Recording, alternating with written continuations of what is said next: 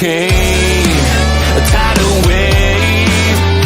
Essence, perfect, life looks brilliant. Give me more of this. I'm out of control, about to blow, and I've been caught in the undertow. So toxic, but I can't get enough. You're burying me, burying me. Yeah, you're burying me, burying me. You've got me hypnotized, push me out of myself. You've got me hypnotized. I can see, I can hear, going crazy by the light. It's got me hypnotized. You've got me hypnotized. Get you out of my head again.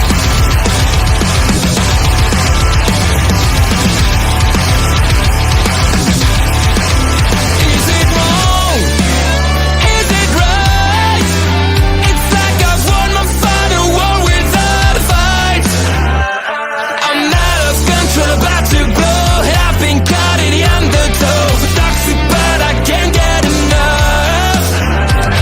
You bury me, bury me. I know you bury me, bury me. You've got me hypnotized, push me out of myself. You've got me hypnotized. I can see, I can hear, going crazy by the light. It's got me hypnotized. You've got me hypnotized. Get you out of my head, get you out of my head again.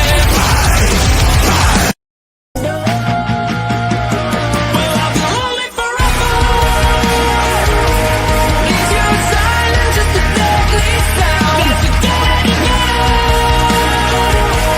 'Cause I'm falling to my knees right now. Somebody save my, save my, save my soul. So I don't have to ever feel so lonely forever. I've been searching for your heartbeat.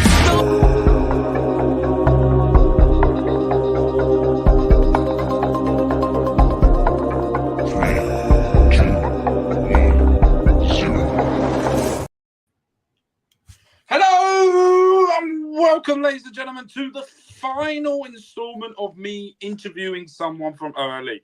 There are me interviewing ish.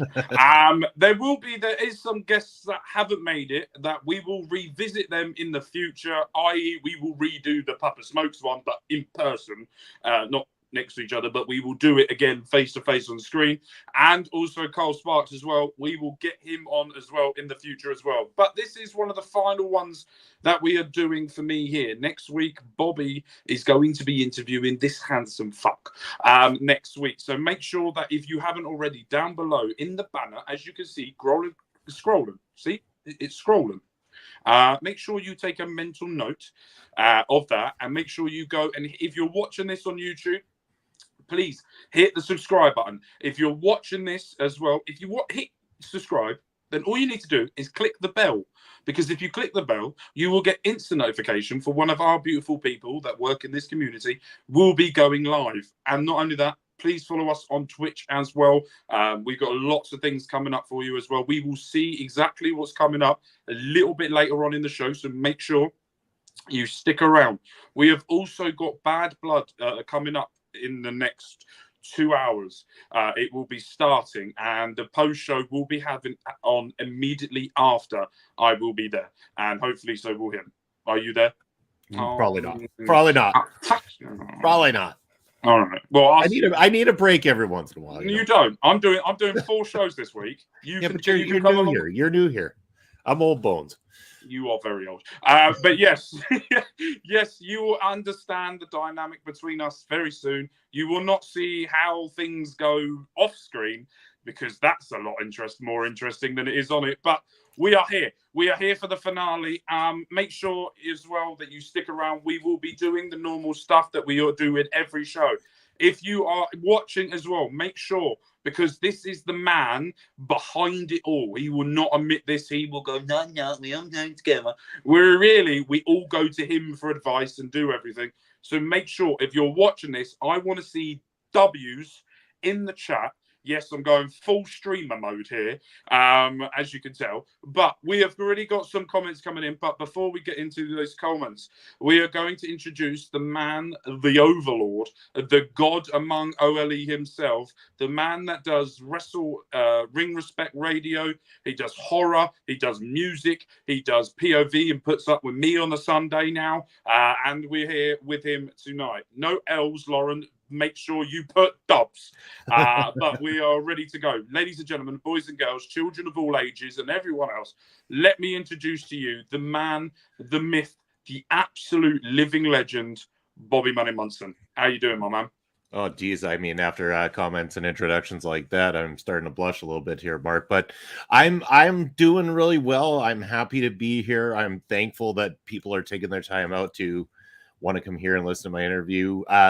I've enjoyed this series a whole hell of a lot. I've enjoyed getting to know better all these wonderful people that we work with regularly, that we call our OLE family as well, too. So I'm grateful, very grateful today. So we've got comments here. STG saying Mark and Daddy Bobby. Welcome, STG. I'm not even going to say welcome because I've seen the comments that you put in later on, and I refuse to be nice to you. I'm also refused to be nice to this person. She's been mean to me. Oh, come on. Come on, Mark. Come on. Do it. There we go. She's been mean to me today. Mean. We've also got Melbo as well. Thank you ever so much for coming. The Overlord. Yes, Bobby did pull the NWO card to say, to be fair, I'm not that much younger than him. I feel a lot older than him. So it's a bit of a sham at this point. Lauren put L's. That's just for her, for herself. How you smart? Right. I'll take it. I'm okay being number 4. It's all good. I expect to be third or fourth, but I want to know which one's Mitch, Andre. Let me know. Mark, throwing him under the bus like that. All right. Oh, SCG, you want to say I take an L? You wait till you see your scores tomorrow, sunshine. Anyway, Auntie Collins is here as well. Auntie. Daddy Bobby with the dubs in chat. Astrid is doing the more ha ha ha. She's being mean. Whatever Astrid's done, you deserve it. Yeah, probably. It has been coming for a while. It has been coming for a while. Edmonton, and she's absolutely. She's gone full heel on us. Full absolute everything. Maybe on you. Maybe on you only. Do you know what the thing is, right? I think my heel persona that I bring is starting to rub off on Astrid, and I don't like that it's coming back at me, and I feel like a baby face. I just want to be bad influence. Oh, the goat Papa Smokes. Papa Smokes. Yes, you would. You would do full heel turn. Don't give me that. You would get older. Also, as well, I saw something. Auntie Collins, what are you agreeing with? Are you agreeing that Astrid deserved to give it to me, or agreeing with something else? I want to know what you agree with. But both probably the Hollywood comment and that you deserve what you get. Yeah, probably both have deserved it. First questions. No, you can wait. I do the first questions. You don't come in here and give me the questions. Who do you think you are? We'll get to the questions. We'll get to the questions. I will get to you in a minute. Got to let Mark have some spotlight every once in a while. You know. Exactly. This is the main reason I do this. Is full spotlight on me. That is it. I never expected that to see. It's just towards Mark. Papa Smokes. It's all good. It's just towards Mark. Yeah, it's full towards it. But we will brings it out in all of us. Job out wrestling. We will definitely get to your question in a minute. Oh, okay. I've just seen his question. I don't know if we can get to it. We might, if I feel like it could be quite funny. But we will see. But first of all, let's clean. Keep it clean. It's clean. Okay. All right. I'll trust you. Sort of. But before we get into all of this and we get into everything, we always ask the same question for everybody. And basically, the question is about mental health. As we know, you are a big advocate for mental health on this program. You've done numerous shows on it. You're also very great at, if anyone ever has issues, they always go to you, especially myself. I know Lauren does. I know Astrid does. I know a number of people always go to you as well. So the question I have for you is, how is your mental health and how are you doing? That's the first question we have for you. I mean, again, in a present tense, I'm doing fantastic. I mean, it's a Saturday. I've got a lot of friends commenting here and showing me some love, which means a hell of a lot to me. There's a lot of times I struggle, and I for one am really bad at not showing it as much. I tend to battle it, not alone, because I do have my wife who helps me through a lot of stuff. So I wouldn't say I battle it alone, but I don't battle it necessarily in front of everybody on the side of the fence of online. And that more so I do because of keeping up a certain presence with the type of work that I bring online and stuff like that, that I try my best to kind of be that guy that's always smiling. I want to entertain when I come here. I want to make people smile. And just so everybody knows, if I've ever made your day better by making you smile or making you feel better or anything of the sort, then just know that improves my mental health every single time. Astra's right. I've never met the lady. One day I would love to, because the way that everyone talks about her, she puts up with me. So yeah, yeah, that was where I was going with it. I've met you long enough now. We have a lot of chats behind the scenes about life and about stuff we've got coming up and doing all of that type of thing. And you've always been very much, let me help you out, instead of, sometimes some people, do you have a balance between helping people out and helping yourself out, or are you like Lauren, good night, where you get more pleasure from yourself, not in that way, more pleasure in helping others than you do helping yourself? Is that the type of person you are? There's a big difference between what you know of me now and what you would have known of me had I been present a lot sooner, kind of thing. So especially when I first started out doing anything online, there was this thought in me that I need to get to the top. I need to find my way to rise and all this kind of stuff. And there was a bit of that selfishness and some of that carried from just the type of person I used to be.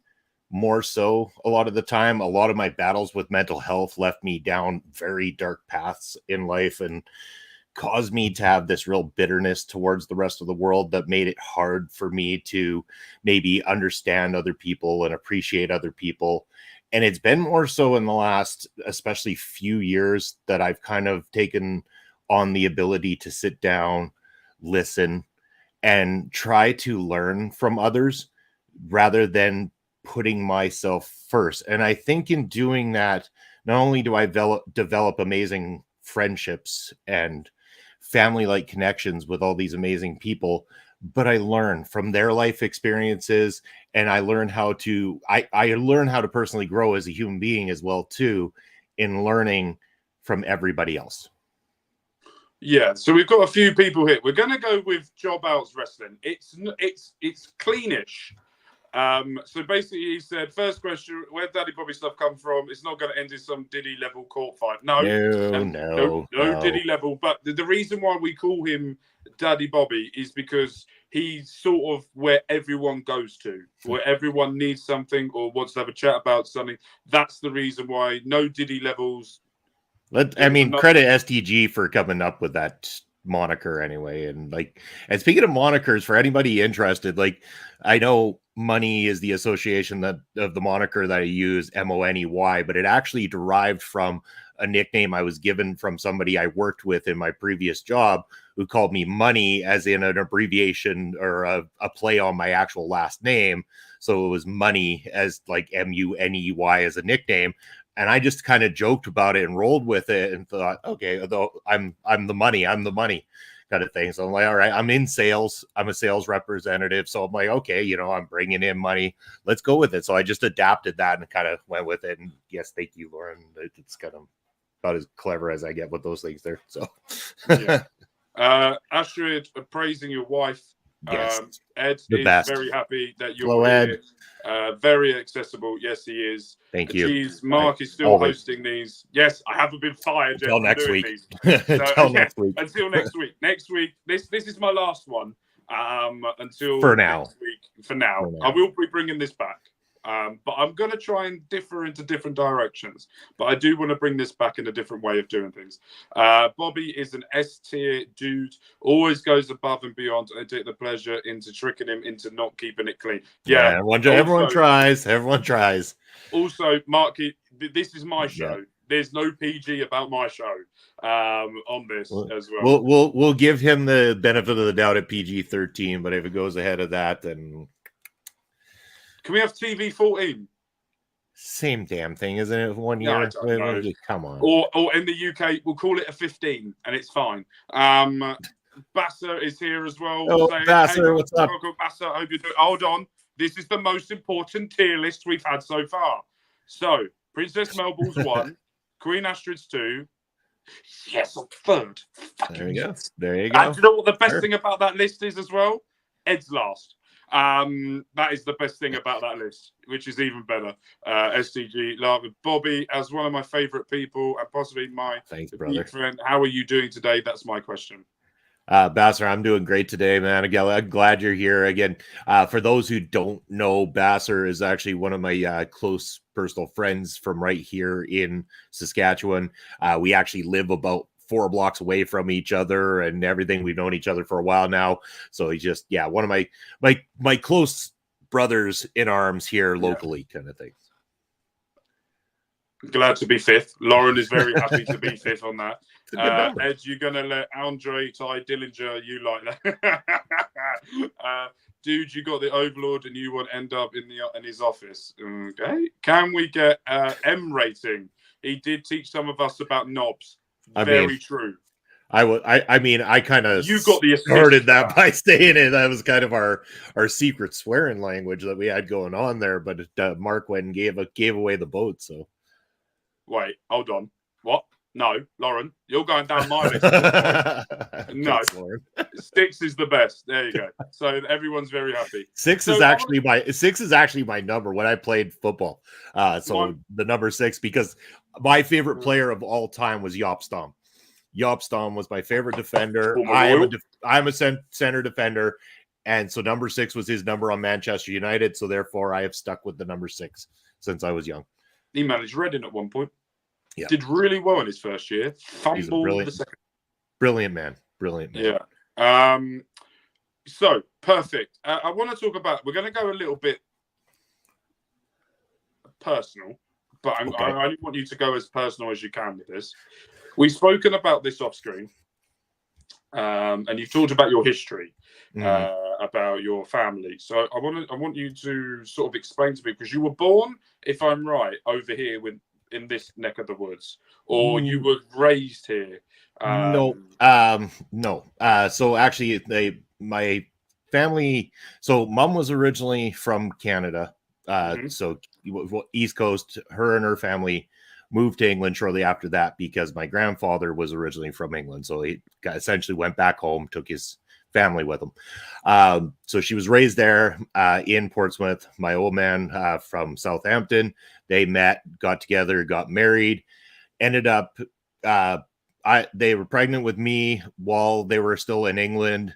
Then the old man, because he was a Bobby in England, which is a police officer, moving over, coming to Canada, working in Calgary, came out there while in the process of getting his green card.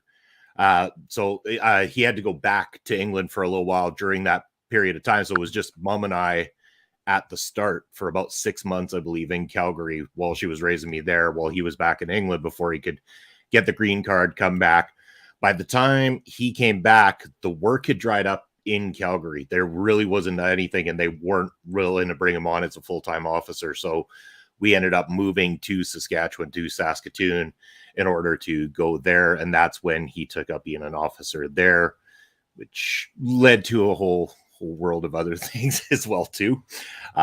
Maybe we could go into those briefly. I will state that my old man was at the heart of a very controversial part of Saskatchewan history, which was where he had been taken to court and accused of taking an Aboriginal man to the outskirts of the city during cold weathers and dropping him off, something that is known in Saskatchewan as Starlight Tours, where the police have done abuse towards Aboriginal people. So not to say that that is what actually happened, but he did get convicted of it. So, I mean, take that with what you will. I always grew up around people of all sorts of different cultures. We were always taught to be very tolerant of other cultures and stuff like that. And this was the first time where we ever had to face the idea that somebody thought otherwise of him in particular, but then it kind of reflected the rest of us. And it became very hard for me at that point in time to, push forward with being okay with saying my name, saying my last name, and being proud of it. And so when I got into the space of being a contributor and all that kind of stuff, I debated whether or not to continue on with my actual last name or use a kayfabed last name out of fear that people wouldn't understand, or they would find out that connection and they would allow that darkness from my past to reflect on me.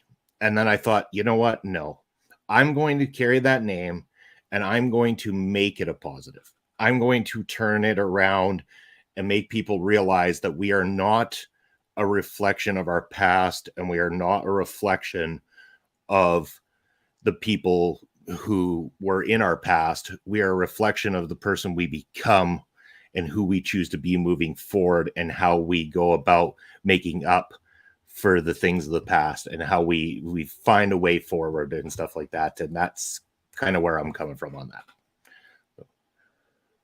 And I know that's a sore subject for you to talk on, and that's why I didn't want you to I wanted to let you have the floor with that and just let you say your part on it.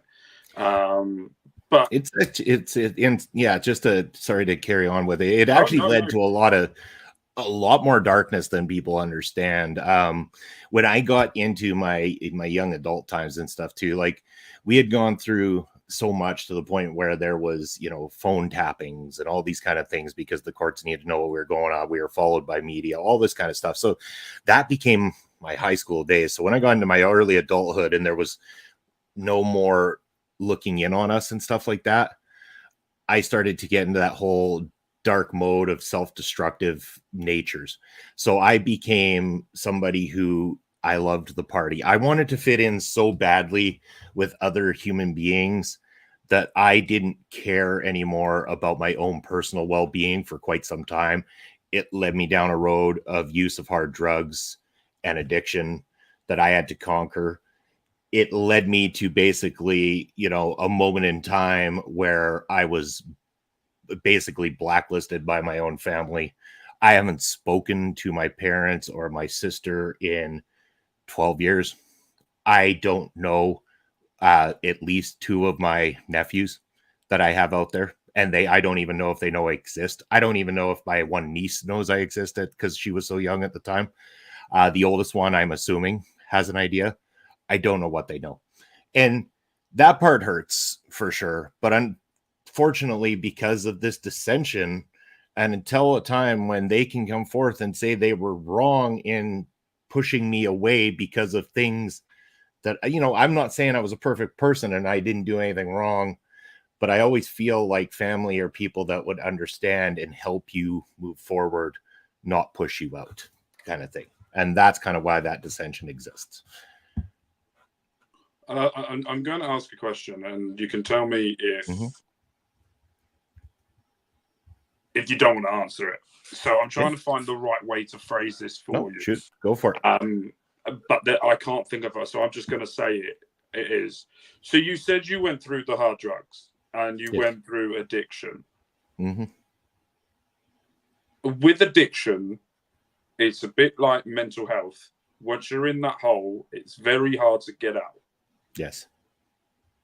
What was it for you that got you out of it?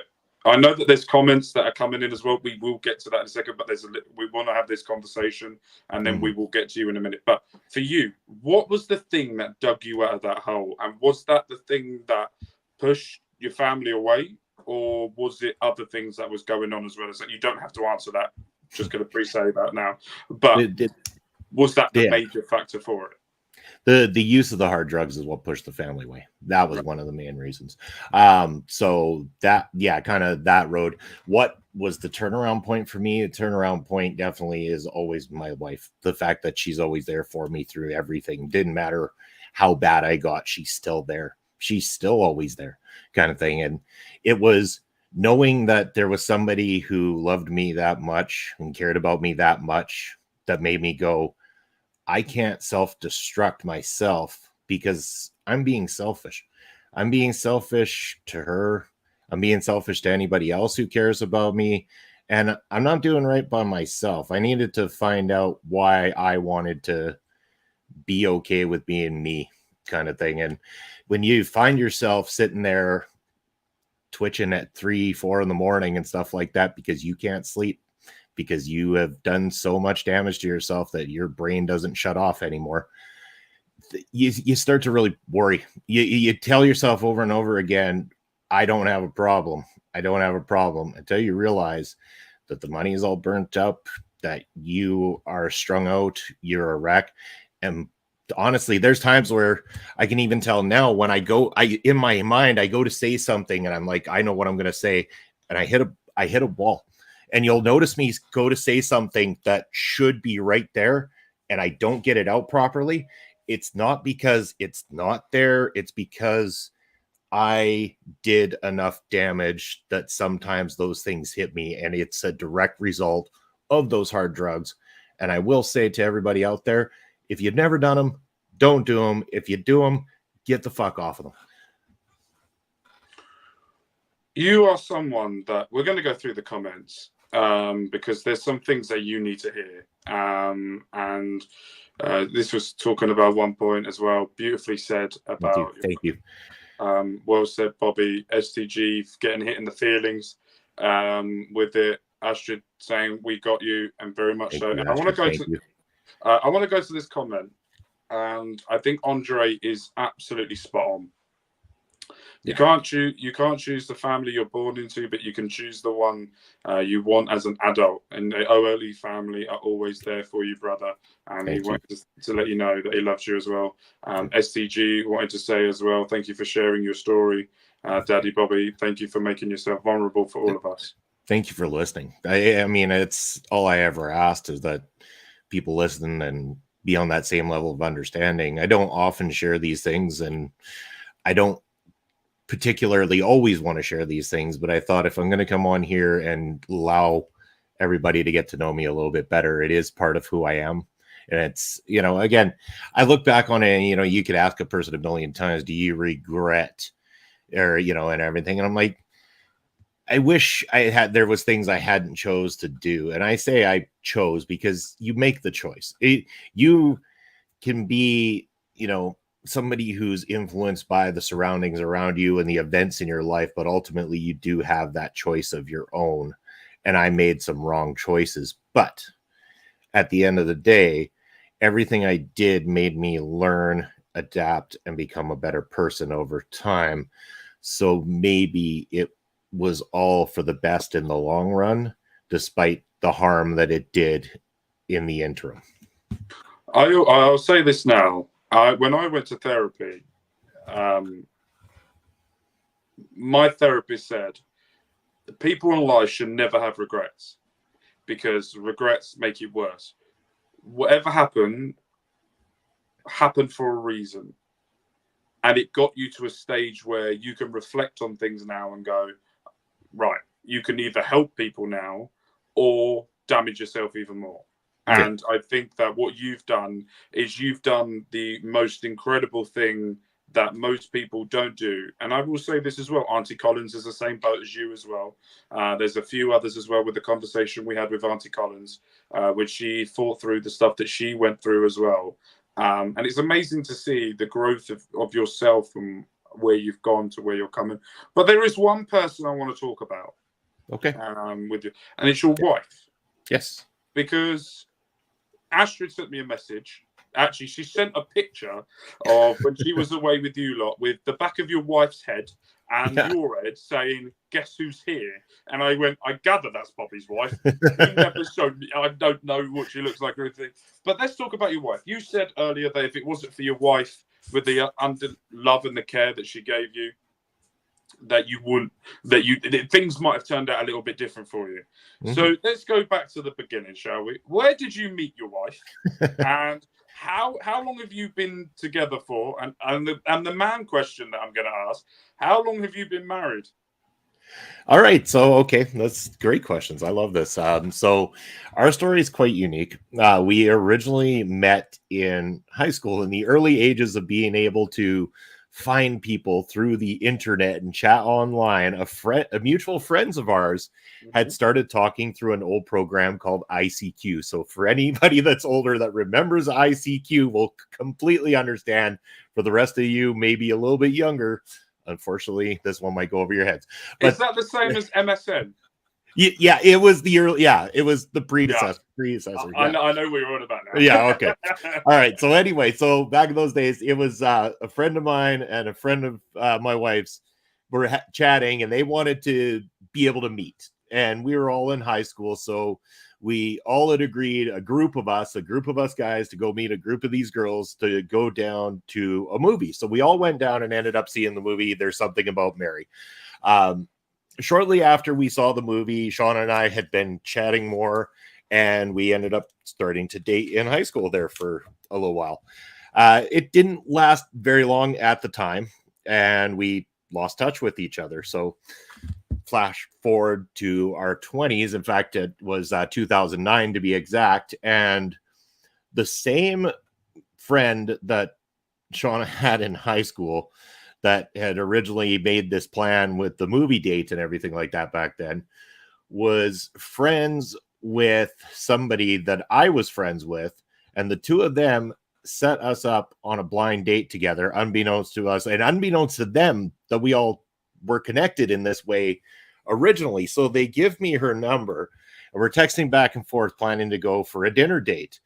And as she's giving me more information about who she is, she's telling me her birthday. And I've got this weird memory where I can photographically remember weird, like not weird, but moments of my life that have happened throughout, to a point where certain things just stick. And when she said her birthday was June 1st, I'm like, her name's Shauna, June 1st.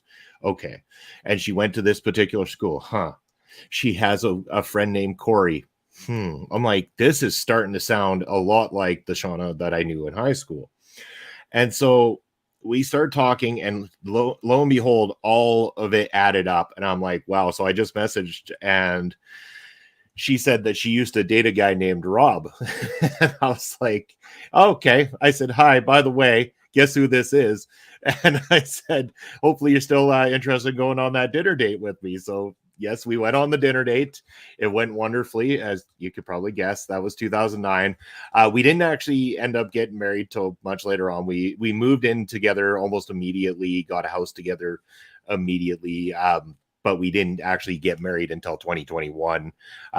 Would have been a little bit sooner, but of course, with shutdowns and everything like that, it was held off for a little bit. But yes, we have been happily married all that time. We do everything together, and like literally, I mean everything. It's like she watches all the same kind of stuff that I'll watch, but in return, I sit down and watch that. And that's how I got my addiction to reality TV, was sitting down with the wife to watch reality television or rom-com movies or something. Yes, I've seen many of the rom-coms, despite my horror love and all this kind of stuff. I do tend to watch the romance movies as well. So the question I have for her, hopefully she's watching. She's watching this, and hopefully she sees this. But well done for putting up with him. Yeah, I'm very kudos. Very good. I know she's your wife. Yep. So this is going to be like a stupid question. So this question has to be asked. What does your wife mean to you?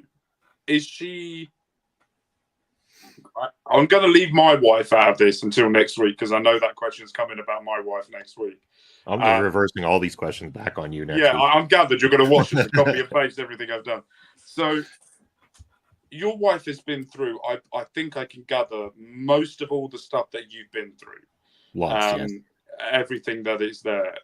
So she's your rock, and she's done everything and been there for you to do that. Mm-hmm. What is the feeling like towards her? If you could sum her up and say, this is my wife, this is how I feel, how would you describe it? My world. Yeah. My world. Everything revolves around her. 100%. It doesn't matter what we have going on here or anything like that. She's number one above all. And that's the way it should be in any healthy relationship around the world. And anybody who knows people that are married or in a committed relationship of any kind should know that that is always your number one. Doesn't matter what happens in life. That's always your number one. And if it's not, then you really need to take a hard look at that whole situation. Very much so. Bobby didn't know about that pick. Well, I'll throw you right into the bus, then ICQ, baby. SCQ, yeah. Yeah. I still remember my ICQ number. Wow. Really? Andre as well. Andre ICQ. I still remember my hashtag. Wow. Okay. ICQ random chat. We got some ICQers in the house. That was such a cute story about your wife. Oh, thank you. And then the question that STG wants to know is, what is your favorite trash reality show? Only one. Only one? Big Brother. Big Brother. Yes. I've tried to get on the show, the Canadian version, multiple times. Would love to do it, but there's a chance they might be shutting it down. Yeah, I don't know. I love it. I'd love to participate in it. I'd love to participate. There's a few of them out there I'd love to participate in, but if there was one and only one I could choose, it's definitely Big Brother. Yeah, I've applied multiple times to the UK one. Still haven't got in yet. Yeah. Do they still do it? Because I mean, I watched it for years, and yeah, it's coming back Sunday. Is it? Oh, yeah. Really? Okay, I'll have to find it, because I know that Emma Willis used to host or whatever. Now she's hosting the Love Is Blind UK edition over on Netflix. Yeah. So there's two people that host it now. Oh, I can't remember their names, but there's two people that host it. They had a series recently, but they've got a new one starting Sunday. Dang, I feel because you are young, Astrid. That's why you feel so young. It's because you are. Your knees don't hurt when you get up in the morning, unlike me. So, that's how I do. Okay, Big Brother is decent, and we're doing right. Let's talk about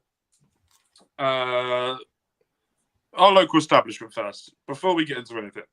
Okay. You're talking about family, and I think that it's this OLE family has become a proper family, if I'm being honest. 100%. Like, I look at you as someone, I look at you as like my big brother. And I will go to you. We will have conversation. We will rip the shite out of each other. But at the same time, we know that we're always going to be there for each other. You've got Astrid, that is always like the little sister. Kimmy is the baby sister of the group. And we always look out for her. And Auntie Collins is the auntie, the crazy auntie that will turn up and just do weird stuff. And you just love it. Makes me smile. Makes me smile. You've got Granddad Ed as well, so the old Ed. Guy. That's more like Papa Smokes' role, man. That's like... No, Papa Smokes is the daddy. Ed is the grandpa, because he's always complaining. That's why Papa Smokes is the old wise uncle sitting in the corner, smoking his old corncob pipe. Very much so. And we've got. I wonder what Andre. You're like my brother. You're like the other brother that I love to have conversations with to make sure that he's all right. Ed is 70. Yeah, very much so. Very much so. Granddad, absolutely. Papa BDJ, what's up, brother? STG is coming with Andre is a 2/3 of a brother. 2/3 of a brother. Oh, damn. I'm the uncle nobody invites over for the holiday. Yes, because you pee in the pot that's in the living room. That's why, when you've had too much bevies. That's what you do. That's what you're doing. And Lauren, you are let's go with cool sibling. because I can't say what I really want to say. Don't be mean on my interview here, Mark. Everyone goes, I'm not related to it. No, you're related to me, and I will tell you that, and I will tell everyone you are my brother, because I love you, Andre. You are the best. But let's talk about our local establishment before we talk into other projects that you've got going on right now. Now, I think if I'm right in saying this, and what the words I've got from all the interviews, you were the first ones with Mel, Astrid, and maybe Ed to start the Our Local Establishment channel, if I'm correct. I could be wrong on that front, along with a few others as well. But what made you want to do, before we get into anything else, what made you want to start this channel? What made me want to start this channel? Okay, so I mean, to tell that story, I kind of go back to the idea that a lot of the wonderful people that work at OLE, I met through Love Wrestling. So Love Wrestling is another channel that covers professional wrestling. They also do independent pro wrestling shows and upload matches on there as well too.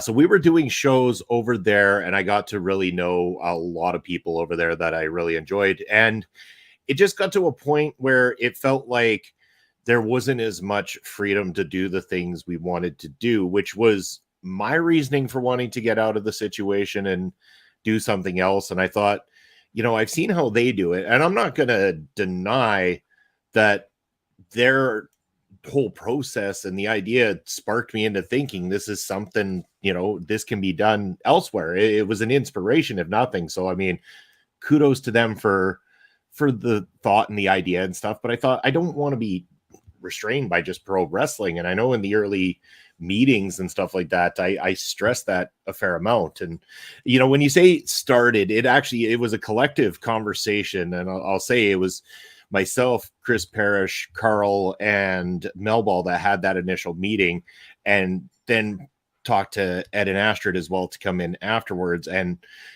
I know that all of that, and we did a lot of different shows. We had a lot going on and everything, but it never felt fully connected. It always felt like there was two sides to OLE happening at any given time. And I was trying to find that balance of bringing everything together to make it function and work and everything like that. And as many people know, a lot of those names I just dropped are no longer here. And because of a lot of things that were going on, a lot of things that were being said on screen, behind the scenes, it came to a point in time where we had to hit a wall. Everything had to come crashing down in order to build back up into the strong family unit that you now know as OLE, where, as far as I'm concerned, everybody is a part of this and everybody does their thing here. I know everybody talks about coming to me for advice and talking to and everything like that, and I appreciate that, but I look at everybody else as my equals here, and I want equal contribution to everybody. And I've learned so much. Like, I've learned so much from conversations with Astrid, with Melball, with Ed, with Andre, Mark, with yourself, and everybody else who works here. I don't just have those conversations to, talk about business. I talk because I want to learn from you all. I want to learn what excites you, what makes you want to go and do these things. And then that way we can adapt and become this working family unit that we've become. And it's because of the good nature of all of you and the hard work that you all put in that it drives me to continue to do it as well too, right? And that's the way it goes. I mean, I'm not going to sit here and say anything bad about people of the past. We've pushed past it. There was differences. It's behind us now. We are so far past it to the point where we are doing great. We're healthy. We're wonderful. Everybody's loving it. And I'm happy to be working with every single person that works within OLE. Yeah, and I will say as well that from because I met you before this all sort of happened. I was coming on post shows and we were having conversations. Yeah. And you were doing so much behind the scenes and you were getting so run out with everything that was going on. I want to change that into today, where we've got new content creators coming in. We've got new people that have joined and sort of taken this to another level. I'm going to name, we've interviewed them on here as well, but I want to shout some of them out if that's all right with you, because there's some that deserve 100%. They all deserve. Auntie Collins, who's come in and done a tremendous. You just never know what you're going to get out of her. She does so well. Ella J, that will come on and do things as well. You've got Kimmy, the young super rocket that's got so much potential ahead of her. Carl Sparks, the historian of professional wrestling that knows the ins and outs of a duck's arse, and he does so well with everything like that. Melball and Andre, who do such an amazing job with Japanese wrestling, along with everything else as well. Astrid, who does a brilliant job of getting the guests, and I don't think people understand how much work that Astrid does behind the scenes to help us push us forward. Tons of work. It's ridiculous amount of how much work she does. Ed, I always feel like I'm taking the credit more so than what gets put out to other people who do this work behind the scenes as well too. Like I get a lot of credit thrown my way, but other people deserve to be getting their flowers. Absolutely, for what but at the same time, you don't take the credit, so that's why you get it thrown back at you, because you don't take it. And you've got Ed that turns up. My on-screen feud will continue with him, but no, Ed does a fantastic job. Not only with this, he does amazing work as well over with Tom Colligue as a moderator, along with other things as well. So I want to talk about, we've now added more contributors to the channel. We've got more people coming in. You've got myself. You've got the lovely Lauren Goodnight as well, that does amazing work with the AEW stuff and the stuff on my channel as well. So how has it shifted? What is the difference that you felt personally from what it was before to what it is now? Shifted in a way that it's a far more positive experience overall. I enjoy the content that everybody's making. I find it fun to be able to watch it and everything like that.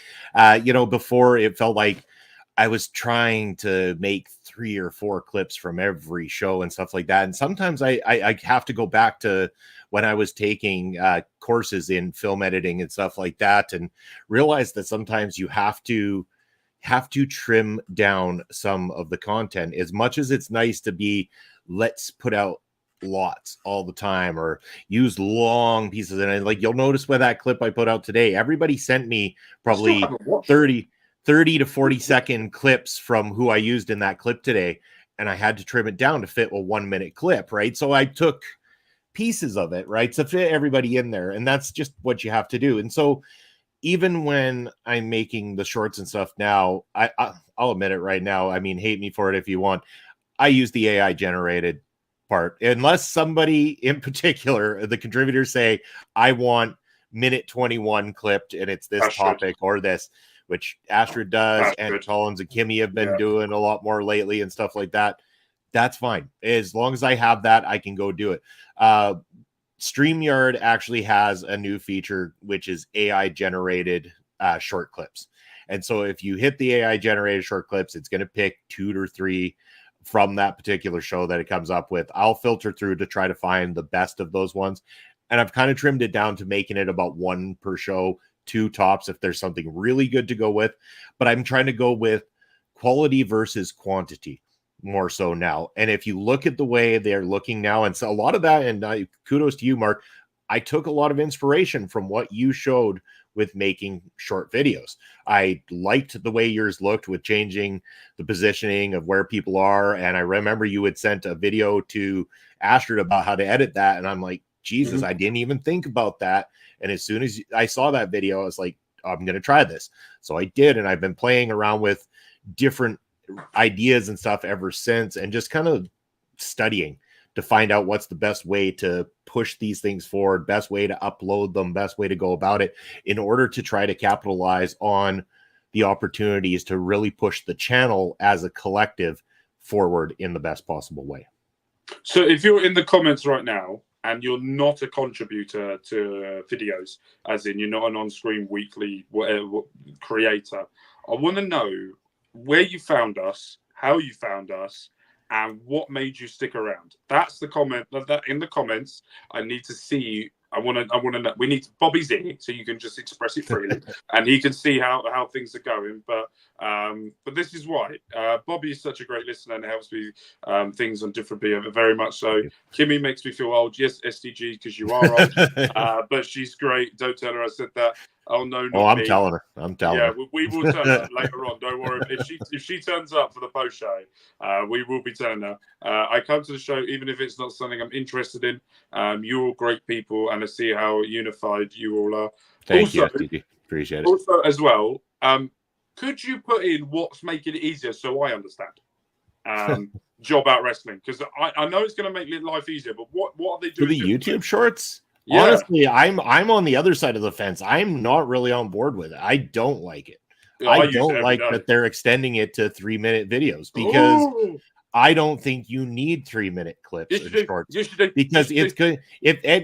Because again, are you paying attention to your view duration, your watched duration from viewers? Because if they're only watching 10 seconds of your 60-second video, if you change that to a 3-minute video, your percentages are going to go down, and that can actually be painful to the channel more so than beneficial. So you got to find ways to get the audience to want a 3-minute one before just saying, oh, it's 3 minutes, let's do it.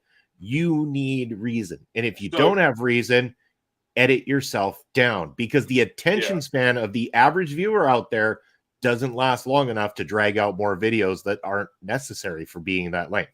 So I don't want anybody to jump the gun and think I'm like highly against it, but I also fear it a little bit too. And I want to make sure that I'm very careful about how we strategically utilize it. So what I found with my content on TikTok, let's go with TikTok. And I've learned that my gaming channel, if I do longer than 1 minute, gets more likes. If I do my wrestling channel and I do it in longer than 1 minute, I get less likes. With my football channel, if I do less than 30 seconds, I get more likes. So it varies on the channels or specifically of what it was. But they very much this. They definitely want to compete with TikTok. Oh, they are. Sure. Yeah. And do you know why they're doing this as well? Because TikTok could be banned in America soon. So I reckon YouTube Shorts have gone, we could capitalize on this bill and see if we can do something with it. They don't draw as much attention, though. I'm going to say that. They don't draw as much attention. But they're doing it to make sure creators come over to their platform.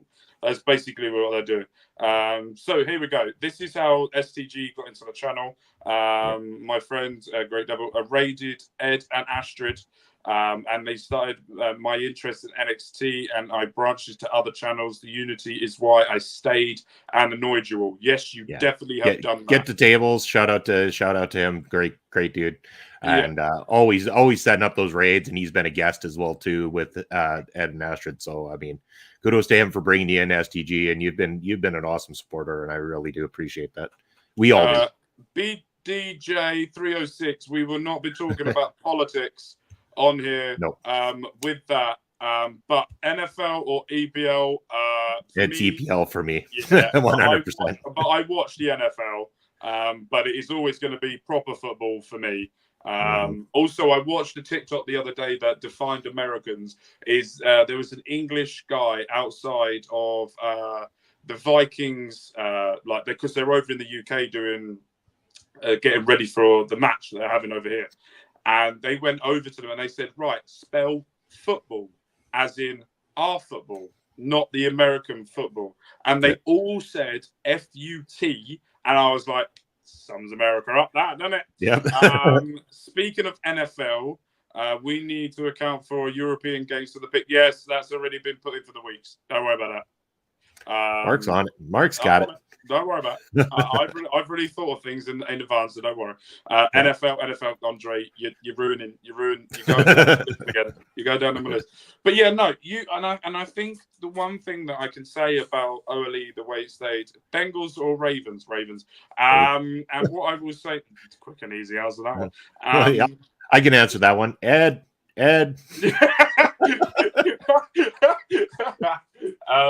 But no, and I think the love that you've given everyone has wanted to stick around as well. So if you're new around here, as well as what I've said before, if you're new, then please make sure that you write down, Ed, what is it, Bengals or Ravens? There you Bengals go. or Ravens, Ed? Um, SDGS or no BDJS? Sorry. Yeah, BDJS. So if you've new around here, or you've just come across us, or you've been here for a while, let us know how you got here, and let us know why you stayed from that. While we go into the next segment on here today, Ravens. Yeah, Ravens. All right. that's what I said. Perfect. So the question that I have for you next is another love that you like to do, and it's called PPW. Oh, those guys. Yeah, PPW. And I want you to explain. I want to know how you got into that, because we spoke to Papa Smokes last week, and he told about how you just met each other for the first time in a booth doing commentary together. Doing in a booth, not quite a booth, even a living room. That type of thing. So, how did you get into PPW? And the question that I want you to go through as well is, you're going up. Tables, the Ladders, and Chairs are going to be the next match for the very first time. TLC will be happening as well very soon. So, and our first tag champs are being crowned. Exactly, and your first tag team champions as well. So, explain to us where it's going, how it's going, and how did you get into it? All right, so to explain that story, I got to go a little further back to what was known as High Impact Wrestling, which was kind of the main localized wrestling promotion that was kind of in the area and stuff. And I was really starting to try to push myself forth. I was starting to write for a company out of the UK called Cultured Vultures, doing covering wrestling articles. And I thought, why don't I try to get involved with local wrestling here? So I contact High Impact Wrestling. What can I do for you guys? Could I write articles about the shows and stuff? And started going. And that was what I was doing at first. But I thought that same day I just started a YouTube channel. A little bit before that, I talked a little bit about WWE stuff on there. So I taped a couple of the matches from my phone while I was there, and I put them online, and they did some decent hits, like quite reasonable hits actually. And so a couple of the crew there came to me and said, "Are you interested? We would have always thought about doing an internet TV show where we put together some of the matches on a weekly show basis and stuff like that, and we want to know if you'd be interested to be involved." So I said yes. So we started that ball rolling. I was like, you know what? I don't want to do this if I don't know what these guys are going through. So I did take a training camp right away as well too. Put myself through hell. Those things are hell. If that shit hurts, I don't care what everybody says. Call it fake all you want, and I'll slap the fake comment out of you, because it is only as fake as you want to believe it is until you get in there and find out just how tough these men and women truly are. So I put myself through the training camp with the idea of getting to know what everybody does. Plus, being down at ringside, I want to make sure that it's like I have a little bit more familiarity with what's going on and everything like that. So started putting the videos together, and initially they said to me, okay, you're going to go and do commentary with this particular guy. All right, sounds good. So I brought my equipment, and this guy, I'm not even going to name his name, but the guy they originally gave me didn't want to meet at any particular house or anything. Let's go to the bar. The bar, like, they're going to have music playing in the background. Okay, this is going to be fucking difficult. So we tried it. It was terrible. He was distracted on his phone almost the whole time. Like, I had to kind of get his attention in order to get him to say anything. So I went back to the boys. I'm like, if you don't have somebody else, I'm going to have to do this by myself, because there's just no way. We couldn't coordinate times properly. It wasn't going to work. So lo and behold, El Asesino, who a lot of people know, I talk a lot of shit about him on here. I will say, I'll let the curtain down. I'll let the kayfabe down. El Asesino is actually a really good friend of mine. We have had a on-screen, online rivalry going since we knew each other, because it works. It's fantastic. And we will continue to hate each other in front of other people for the rest of our lives, most likely. But as soon as that mask comes off and we're behind the scenes, I will give that man a big hug, because he's been one of the driving forces of me being involved at all, period, and was the one who was part of doing the training when I was taking the training camps. So this is how Papa Smokes comes into the fold. They give me this guy's number, tell me to contact him. say, you guys are going to do commentary. And I've got a couple of videos done already, and we are already pushing towards their big show. So they wanted to start with this battle royal that they had, where the winner of the battle royal was the one who was going to get to wrestle against Cody Rhodes at the big show coming up.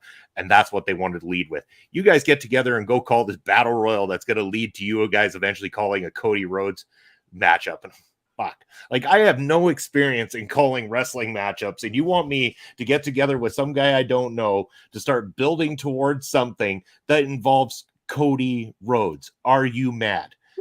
But of course, I'm not one to hide away from doing things. I will just do it. So I contact Papa Smokes, take my gear down there. I say to him, hey, I'm Bobby Munson. He's like, okay. And I'm like, what do you go by? What is the on-screen thing? And I'm still not giving you guys his real name, but what is the on-screen thing? Because he's always Papa Smokes. Just know that. And that's what he told me. He's Papa Smokes. All right. I said, okay, so they want one of us to be babyface, one of us to be a heel. And he's like, please let me be the heel. I'm like, fine, I'll roll with the baby face kind of thing. And so we had this banter back and forth that, when I listen to it now, is a lot more distracting, in a sense that I feel like the storytelling becomes more about us and our rivalry than it does about the in-ring as much as it should. So when the opportunity for PPW came about, it came about because HIW were getting to the point of closing their doors. Everyone was looking for a new opportunity. I knew that El Asesino wanted to start something up. So I went to him and I said, what do we need? What do we need, man? What do we need to get this rolling? And so myself, Pop Smokes, El Asesino, and a few other people, that when we refer to PPW management, is PPW management. We were the driving force to getting those doors open to begin with. We were there from day one, plotting, planning, getting things together for our first shows. And from there, we have just rolled it out, continue to roll it out. And then with the matches, I eventually started to think, like, I don't want to keep putting this into a show. I don't want to edit this and have 2 matches or 4 matches per show and have these gaps between. What if I just put out 1 match every Saturday? Papa Smokes and I call it like a sporting event. Treat it more like a sporting event. We don't have to heel it up or babyface it up. We are calling a competitive competition between warriors inside of a professional wrestling ring. And that's how PPW came about. And a lot of it still too, like, we are behind the scenes with the conversations of the talking. I'm the one who's come up with the whole ticketing system for Prairie Pro Wrestling more recently. So the whole QR code scanning to get your reserved seating and stuff like that. That was actually my idea that I've been driving home. I do all the video production. So I film, I edit, I do the commentary. I also make, I would say, 80% of the videos, the entrances that the crew use. If they come in, if a wrestler comes in, they have their own, great. Use your own, that's fine. I'm not offended by that at all. But if you need one, I'll make one. So I've made a lot of the entrance videos, not only for HIW back then, including Cody Rhodes. I've got a Cody Rhodes one with his music on it, but also the ones for Prairie Pro Wrestling that you see. So even Papa Smokes made the joke at one point. He called the TV at the top of the PPW ramp the Munson 3000, where we play all the videos and everything. So, and I've even got one coming up here for the Ring of Horrors coming up, our big show of the year, and it's gonna be great. Did you do creative and booking yourself, Bobby? No, with an asterisk. So we have a team that are very skilled in terms of booking and everything like that, but I have been learning the creative and booking side for quite some time and studying it very heavily and very much listening to the guys that are behind the booking of Prairie Pro Wrestling. But not to say that there isn't conversations that involve asking me my thoughts and opinions. What do you think about this or this? Or a lot of the times they turn to me when they want names for independent workers that maybe haven't worked PPW, when it's like, okay, we could use a couple of new names to freshen things up, or we have a couple people that are going to be leaving because they've got to go to training in the US for a few months. Who would you recommend? And I'll throw names out there because I'll watch product from all sorts of different independent companies in the area, and I see these talents, and I try to look at it objectively. Like, is this someone our audience will like? And is it somebody that's going to have a good rapport with the rest of the crew in the backstage area? So a little bit, but not as much as I'd like to sometimes. So we've gone through OLE, PPW. We've gone through about your wife, mental health, all the stuff that you've been through. You've been fantastic. But The last question we will do before we go into the most famous part of my show at this point now is I asked this with everyone, bar a few people, where I then come up with a question that I think everyone should have been asked when I finally did. If you could describe 3 qualities someone needs to have to be friends with Bobby the Money Munson, what is it? What is it? What is it? Three qualities that you need to have. Obviously, you need to be just a caring, good person. Like, yes, the quality of human being that you are drives that. Mm-hmm. I'm not even going to say common interest, just, a common level of respect. I would say that, I can be on the same page with somebody and learn from somebody that I have zero in common with necessarily day to day. But if we have that respect level, then we're good. So you've got your respect, just good nature, respect. And the other one is I'm going to say is just generally, a quality of having someone's back, being there, being family, being somebody that no matter what, through thick and thin, you stand by their side. So we've got a really important question here as well. Well, that helps. It does help. I mean, I do love my eggs Benedict. El Assassino with Papa Smokes in his corner. Bobby Munson. Papa Smokes and I have joked a million times about our involvement and how it would look if that ever happened, but it's probably never will. But we've made the jokes and references many times before. We may see that one day. Right. Before we get into the you're more likely to see me play in a heavy metal band again before you'll ever see me in a wrestling ring. We'll try and find to do both. Right. Before we get into the most important part, this is the time of day where you hit the like, hit the subscribe, make sure you get the notification as well, because this is what's coming up this week.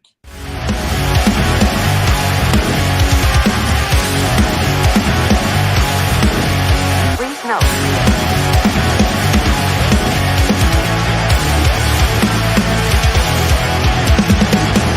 Never gonna stop, never gonna change, never gonna do the things you say. I run my own way to get there. Things are calling and I don't seem to care. In the air, no more crowd, just the opposite kind of few clouds. So tell me the storm is coming, I'm sick of all your lies. Why don't you try to be why? Now that I need you, why?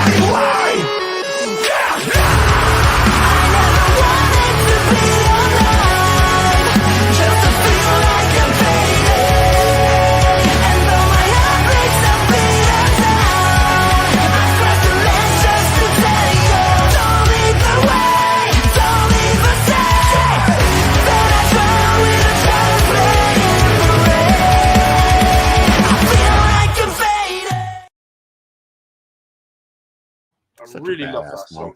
No, I really love that song. Nick Ira is fantastic. Oh, and so is On Lap. I mean, as well too. Like the two of them are great. I will fly to Canada specifically for this. We fly to Canada for that. PPW is all pre-tapes, man. It's all pre-tapes. In fact, a lot of people know Papa Smokes and I usually, before Ring Respect Radio goes live on a Thursday night, we call about 2 pre-PW matches prior to that. So, all pre-tapes. But if you haven't seen already, After Bad Blood, which will be starting in under 50 minutes time, we will be sat down, hopefully with Bobby. I might just drag him in. But there are a few of us that will be sat down to go through my beautiful, dirty Dominic Mysterio is being caged up and we need to free the man from behind the chains. So I will be going on my rant about that bald-headed man, putting him in that cage, and Rhea Ripley being devastating and calling that. And also, so 3 of us are now calling that match. Ed, me, and Andre are all going to come over. I will be the heel on commentary, and as that's all I'm good at, to be fair. I had a really weird dream the other day that I was friends with Paul Heyman. Anyway, I don't know where that come from. Random much? It was very random. To be fair, I was playing as Paul Heyman in the 2K series that I'm doing, and I did do a video about him just before I went to bed, and that's why Paul Heyman was on my mind. He's always on my mind anyway. But it is time for that music. There it is. How do you feel now, right, that you're the end of this? Does it make you feel any different? Because a lot of people go, oh, I could do this, it's fine. And then the music hits and they start swiveling in their pants. Just bring it. Oh, you made me say that really quick. I sprayed my drink everywhere. I'll do a run-in. Auntie Collins is coming to do a run-in to help you. Dom is in the cage. Ed, go away. He'll feel at home there. Yes, he's been behind bars. He knows exactly what to do. My dirty Dom is very conniving. So if Dom doesn't see it rock... Oh, I love it. I absolutely love it. Here we go. The 6,000... Yes, I have seen Dirty Dom's toilet paper. It's brilliant, and I love it. I'm just installing 2K24 free. It is on free on PlayStation 5, PS Plus this month. So make sure you get that as well. And if you've got PS, add me, and I'll beat your ass. So here we go. Don't do it. We've had a record, and I mean record amount of people who have sent stuff in to do something or say something about the man over here. So I'm going to pre-warn now. I am quite ill. I also have mild dyslexia. So if you see me stumble and then freeze and then go back again, it's because my brain's gone down. You weren't reading that right. So make sure that you bear with me. All right. So first off, we're going to go with Jose on air. Oh, we're going right into one words. I thought you were going to just start. No, one words. Jose on air. Oh, okay. To say to you. To say to you. We'll do one word. I'll pre-warn you. Don't worry about that. So, Jose on air would like to say this to you. First off, I want to commend Bobby for leading the pack with getting OLE started. Transitions are never easy, but he really made the network into a family and has been super inviting and warm to his guests alike. That's what he would like to say about your Thank you very much, Jose. I appreciate that. And his question for you is, beyond wrestling, what kind of shows would he like to see a part of OLE? What fandoms would he want to see represented at OLE that hasn't been done before? Before you answer that, Swifties, we want you in here. Swifties, we love Taylor Swift. We love Taylor Swift. Anyway, carry on. Well, we've got so much coverage now, especially like I'm glad that I've been able to start doing like a lot more on the movie review side and everything like that, as well as music reactions and music reviews. Something that hasn't been done, if we're gonna go on the side of hasn't been done yet, I know that there's other avid readers out there, and I know Papa Smokes and I every once in a while will review a wrestling book on Ring Respect Radio, but I'd like to see more coverage of actual novels and literature. Astrid's doing that thing with the books. Get her involved. I know. I love the work. Yeah, absolutely. It's inspiring. I'll buy some for Ed. Also, Andre has put, I'll add you so you can get... Oh. Andre, you kinky bastard, I tell you.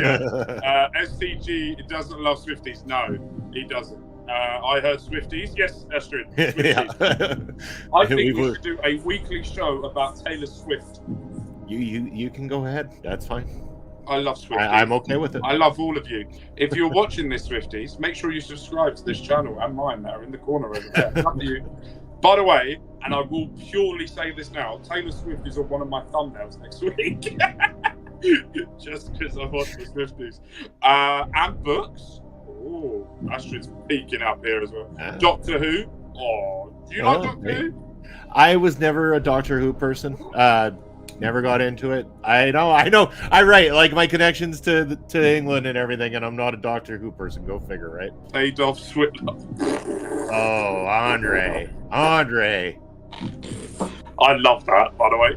That's the only time I'm not going to say that 2/3 of that was appropriate, because none of that was appropriate. I love it. As someone who was around when Ole was trying to be a network instead of a family, I can, to work, Bobby put in all of the group together. Love to see it and proud of what he has accomplished. Thanks, Jimmy. Appreciate you. Absolutely. Someone by Andre Fantasy.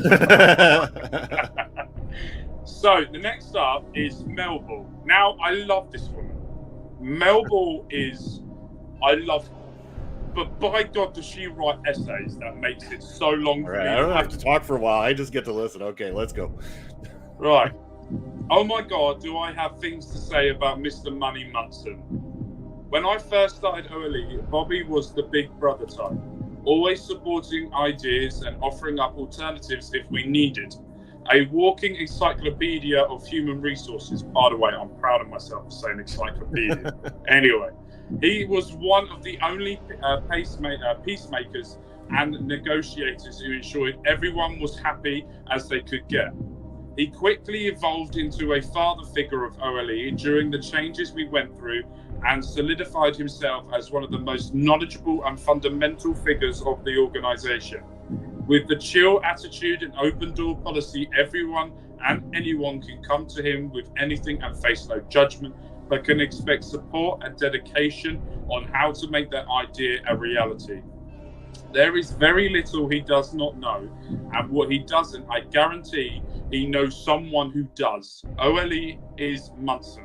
He brings the calm to the chaos. We would not be what we are today without him. His drive, his knowledge, and his support. He is the glue that holds us all together and one of my dearest friends and colleagues. Thank you, Melball. Checks in the mail. For the question, what does the next 5 years have in store for Mr. Money Munson, both professionally with Ole and personally? Next 5 years, professionally and personally. Professionally is to make sure that I do everything within my ability and knowledge to help get all of us to the levels we want to get to be able to share our voices with the entire world. Personally is to continue on a voyage of finding my happy.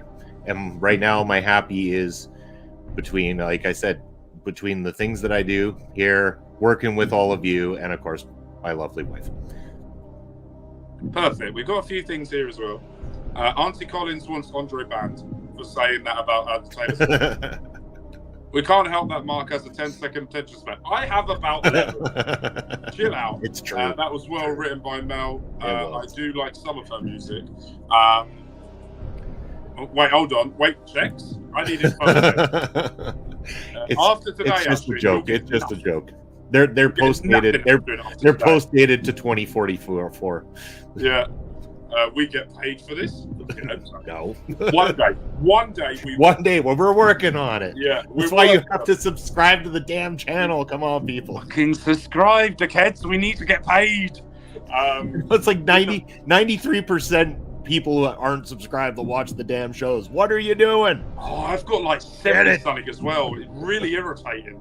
The only good thing about our money is this kind of, yeah. We've got Monopoly money with Ash's face on it.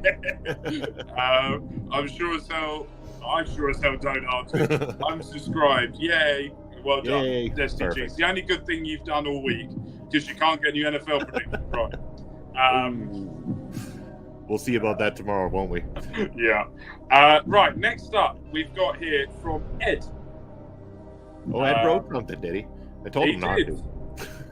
I love Ed, right? And I love Astrid, because when I always send it about 3 or 4 days before who I'm interviewing, if they've got any, they always send it either the morning of or the night before.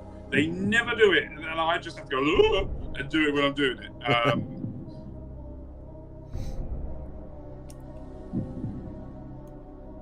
Good.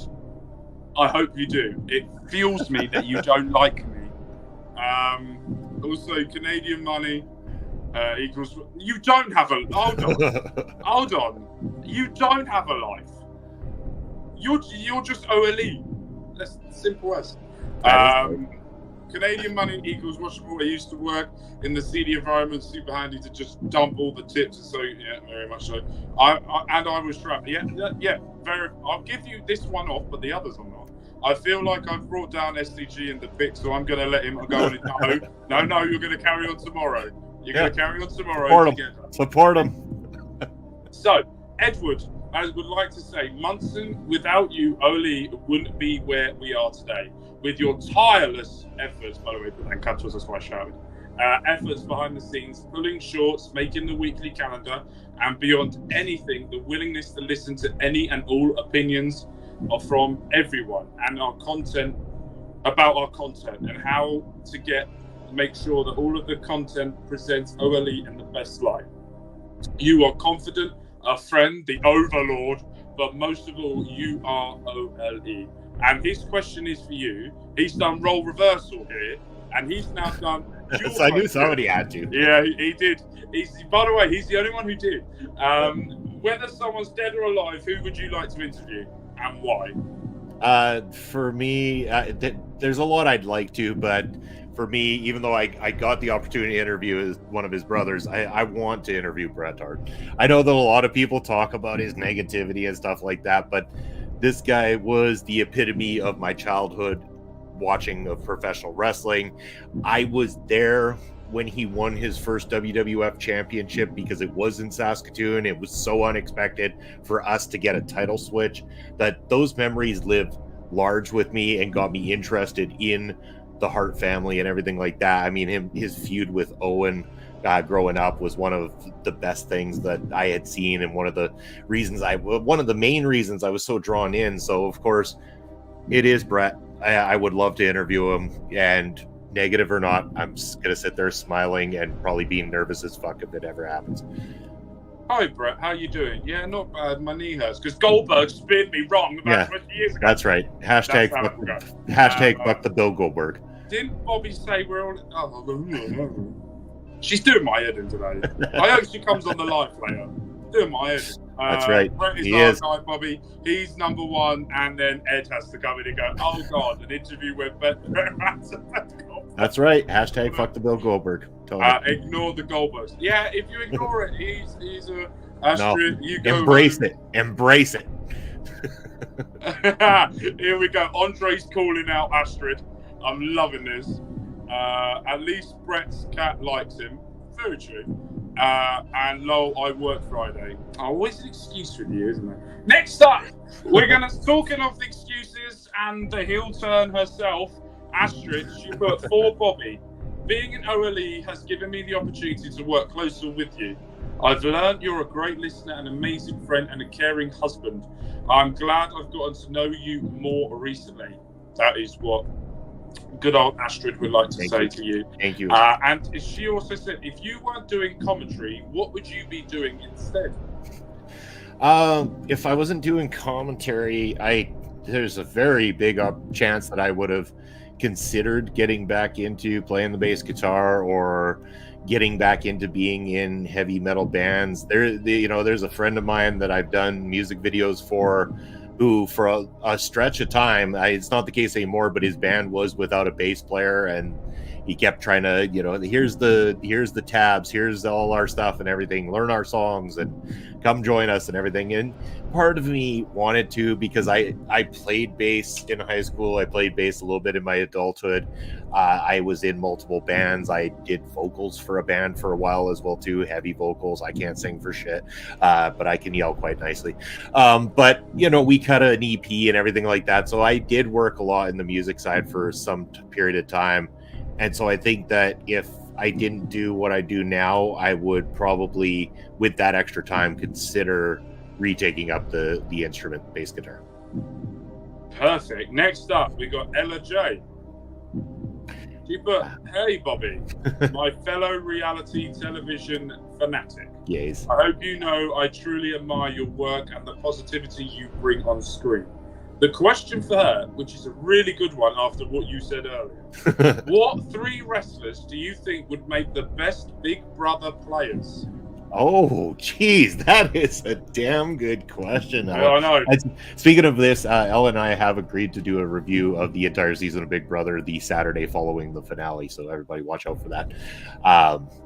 So yeah, I don't know. That's got to be coming up in a couple weeks. I'm pretty sure if we'll get there.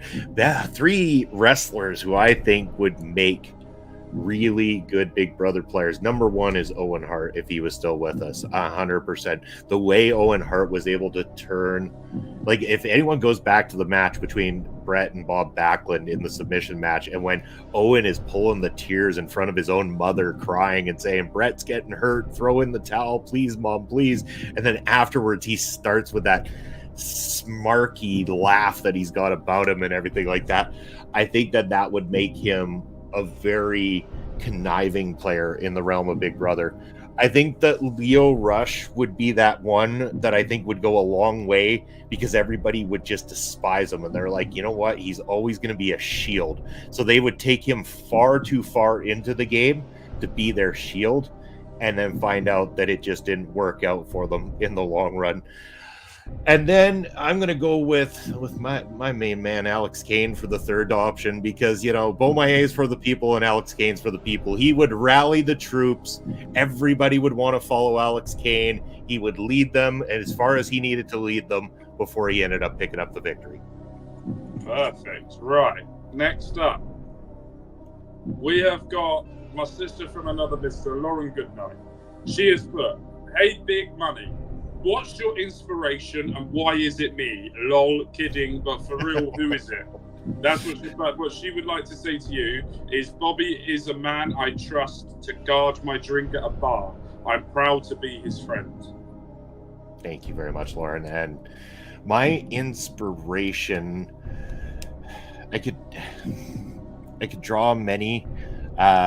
First and foremost, my inspiration to put myself out like this, you know, I mean, a lot of the times it comes from the fact that I just always wanted to be an entertainer ever since I was young, because I watched a lot of movies. I saw all those people on TV, and I saw wrestlers on TV, and I wanted to be that person that was entertaining. But if I have to pick an inspiration for doing what I do in the space that I do, I would say that honestly, it started with Brian Zane, and I'm not going to kid myself there. I started watching what he was doing over on his channel and the way his growth happened, and I thought, let's give that a shot. Like, he really put himself out there and got it, you know, brought his knowledge of the business in and everything like that too. And, you know, often said, like, if you're going to be in this space, it doesn't hurt to go learn about this space, so take a weekend camp. And it's kind of one of the reasons I went that route as well too. So I mean, kudos to Brian Zane for inspiring a lot of what I do nowadays. Perfect. Next up, we have got Auntie Collins. She has put, Bobby, you have made me feel so welcome and at home here. Thank you for taking the time to show me to produce on a ramble. It takes a lot of patience to teach someone a new skill, but you've made me feel like I'm worth the time to learn a new skill. Mm-hmm. You made it look so easy helping others that inspires me to do the same. You always ask me how I'm doing and always ask me if there's something more that we could do. I couldn't ask for a better boss or a friend. And the question from her is, you have a love for cats. Tell me, if your cats were wrestlers, who would they be most like? My dogs are very much like the Hardy Boys because they're consistently breaking things or jumping off the coffee table. If my cats were wrestlers, so based on the two that I've got, well, Cosmo, who's the deviest of all the divas in the history of being a diva? I mean, that's Cosmo. I mean, whoever we can think of as the epitome of a diva, that's Cosmo right there. As for Jade's like Moose. Jade, she's got all the great qualities, but she's slow AF, and sometimes you just wonder why. I knew as soon as you said Moose, I knew exactly where that was going. Oh God, I'm crying. That is brilliant. And last but no means least, Andre C. Bobby Money Munson, straight up rock star. I remember 2 years ago when I was approached about being part of OLE, Bobby reaching out to me to make me feel good about joining the team was a big part of me coming aboard. These last 2 years, I've developed an insanely awesome friendship with an amazing human being. Thank you, Bobby, for always being such an amazing support system for me and Melville on our content creating journey. You are just the best bro I could ask for, and I always strive to be 2/3 of amazing bro to you. Thanks, Andre. Nice touch, too. So he hasn't got a question or anything. That was just basically what he would like to All say. right. Hold on. Thank you to absolutely everybody, by the way, for all these wonderful. You give it a little bit, yeah, especially as she's getting older. Oh my God, I knew I wrote this, but I'm crying. Your cat being moose. That is epic. Right. You should have seen my cat after we did one of the Ring Respect radios where we had James Shaw on, and she decided she was going to try to make a leap from the chair beside me over towards me, and she very much misfired. So all you could see for everybody else that was on screen was the head of my cat kind of poke into the screen right before it completely dropped down to the floor before you. Kind of like Moose. Oh God, I love it. Love it. Right now, here we go. This has got a lot of people out. Right, actually, I want to say something. I haven't done this yet. Out of any of the shows, I haven't done this. So, I want to say something to you. All right. I haven't wrote this down. This is literally going to go off the cuff. So, I very much, at certain points in my life, have gone through. I very rarely trust people ever, because of all the stuff that I've gone through, and it takes me a lot to trust people and to look at people and the way to do things. You are one of the only human beings I've ever spoke to that made me. You were the reason why I made that video about my mental health. And you were the reason why I was for the very first time in my existence, ever opened up to a large audience bar my wife and some parts of my family. You are one of the greatest human beings that I've ever sat in a conversation with. Your mind of the way that you think about things, the way that you treat people, the way that me and you have banter about football, way that we have conversations about life and about everything that goes in it. You are absolutely incredible human being, and I need you to know this. You will bat this away. You will say no, we'll do this. No, you are an amazing man, an amazing husband, an amazing. I call you a boss. I call you one of my best big brothers ever, because we work together. We do my channel together. If it wasn't for you and Lauren, but mainly because of that, my wrestling channel would have died. I would not have been part of our local establishment if it wasn't for you.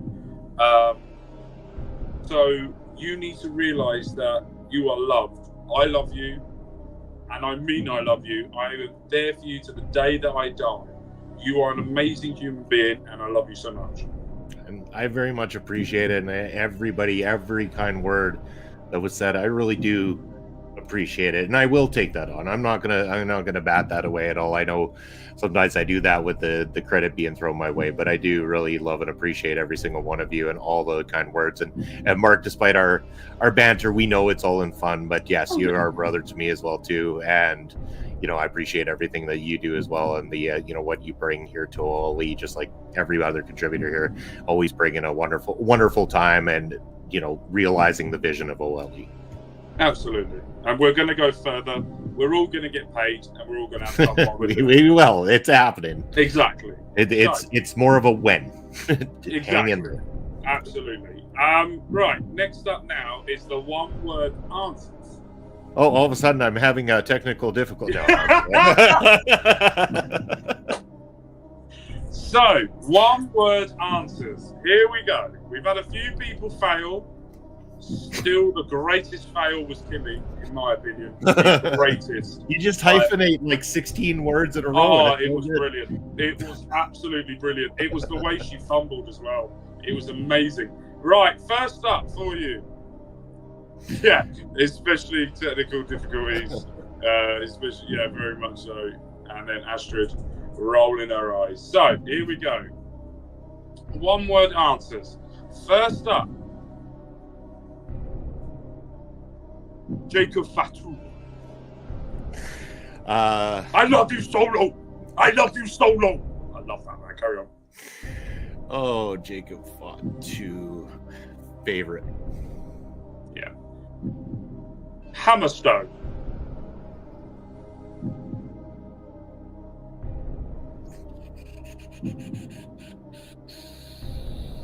Rising.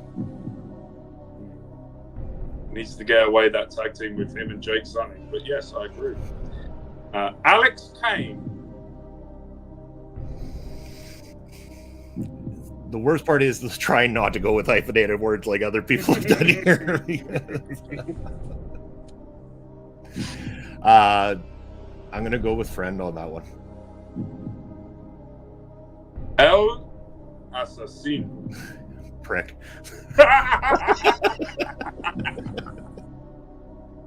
Tradring General Gunta. Genius.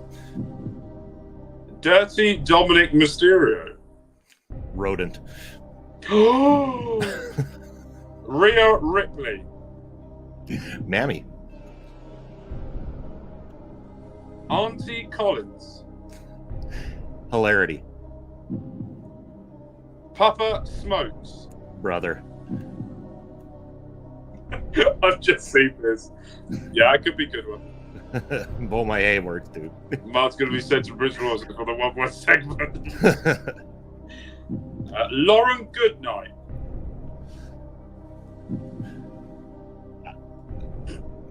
See, I want to. I'll say it first, and I'll explain. Firecracker, because you never know what to expect from Lauren, but it's always a delight and a blast. I have a blast chatting with Lauren, and Firecracker is a great way to explain how it can go. It's perfect. Absolutely perfect. Andre C. Energy. Kimmy.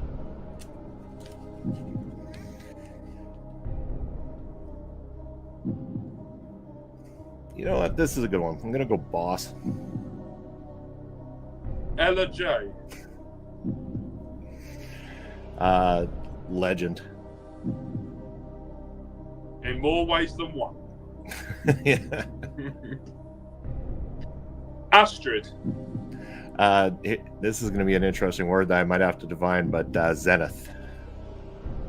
And yes, I think I'm going to see by the look I have to define. Yeah.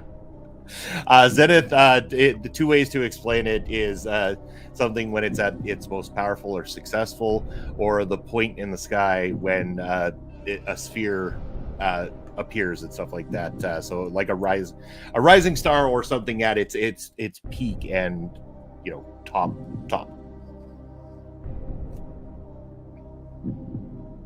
Yeah, I was like, exactly. You are.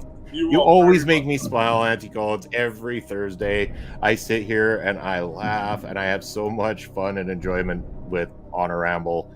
It's a delight. It really, like, I could have a horrible day at work. I get done doing PP call. I do Ring Respect Radio, and I can sit back and I start doing some editing, and I can listen to the banter on a Ramble, and I am cracking a smile the whole time. Always delights me. Carl Sparks. Encyclopedia. Yeah. Jose on air.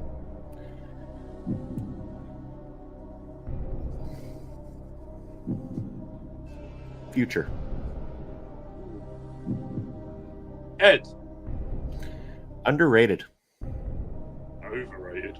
No. Underrated. The feud continues. Melbourne.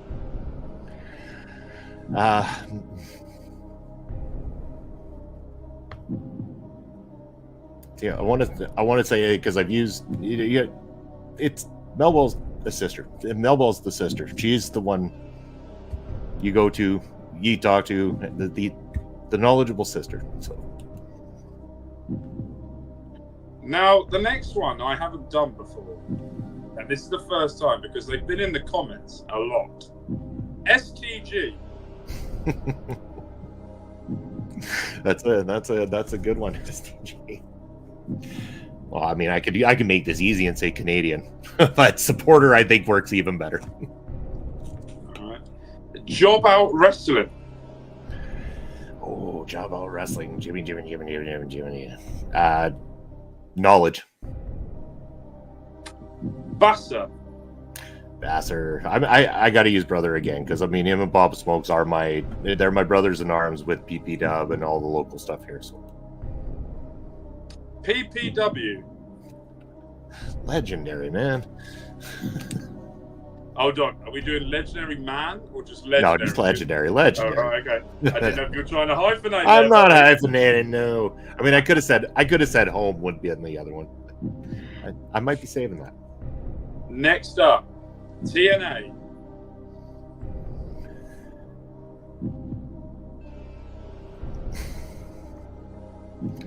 Now, I'm going to say train, and I want to define it because when I say train, I think of the little engine that could. It's the train that keeps on going, doesn't give up, keeps plugging away. They're never going to go away. They just keep coming back for more over and over again, and I admire it. WWE.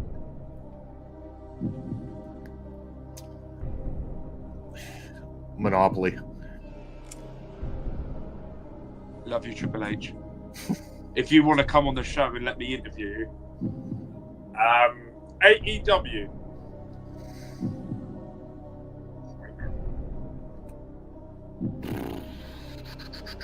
Trying.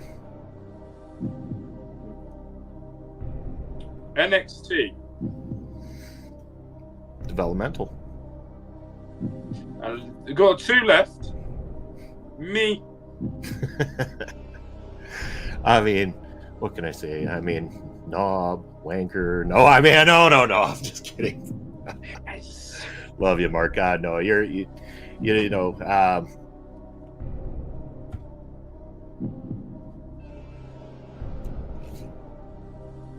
I'm trying to find the right word to define it without.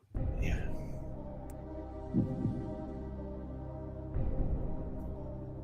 Charismatic. There we go. Okay. Someone said something nice about me. And last one that we ask everyone: family. Undefined.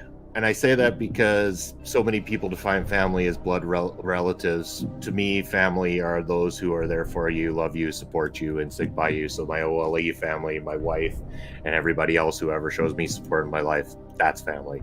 So undefined by regular thoughts and standards.